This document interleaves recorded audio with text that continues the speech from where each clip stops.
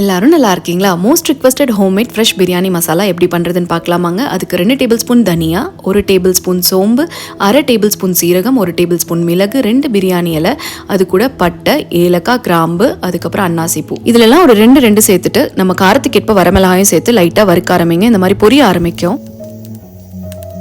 அப்போ நம்ம இதை எடுத்து ஆற வச்சு ஒரு மிக்சி ஜாரில் சேர்த்து நைஸாக அரைச்சி எடுத்துக்கலாங்க. இப்போ நம்ம பிரியாணிக்கு தேவையான இஞ்சி சேர்த்துவோல்லங்க, அதையும் இது கூட பொடி பொடியாக நறுக்கி சேர்த்து தேவையான அளவு பூண்டையும் இது கூட சேர்த்து லைட்டாக பல்ஸ் மட்டும் பண்ணி எடுத்துக்கோங்க. இப்போ பிரியாணிக்கு தாளித்து விடுவோல்லங்க, வெங்காயம், தக்காளி, அதுக்கப்புறம் புதினா இதெல்லாம் தாளிச்சிட்டு அது கூட இந்த மசாலா சேர்த்து லைட்டாக கிளறி விட்டு ஒரு 10 நிமிஷம் எண்ணெய் பிரியிற அளவுக்கு விட்டுறலாங்க. இந்த மாதிரி எண்ணெய் பிரிஞ்சு வந்ததுக்கப்புறமா மட்டன்னா 1 கிலோ வேக வச்சு சேர்த்துக்கலாம். சிக்கன்னா அப்படியே சேர்த்துக்கோங்க. ஊற வச்ச அரிசியும் சேர்த்து லைட்டாக கிளறி 5 நிமிஷம் விட்டுட்டு மட்டன் வேக வச்ச தண்ணி சேர்த்து எலுமிச்சம்பழ சாறு புளிஞ்சு மூடி போட்டு ஒரு 20 நிமிஷம் மீடியம் ஃப்ளேம்ல மட்டும் வச்சு எடுத்து பாருங்களேன். கமகமன் ஒரு பிரியாணி ரெடி ஆயிடும். ட்ரை பண்ணி பாருங்க, ரொம்ப நல்லா இருக்கும். தேங்க்ஸ் ஃபார் வாட்சிங்.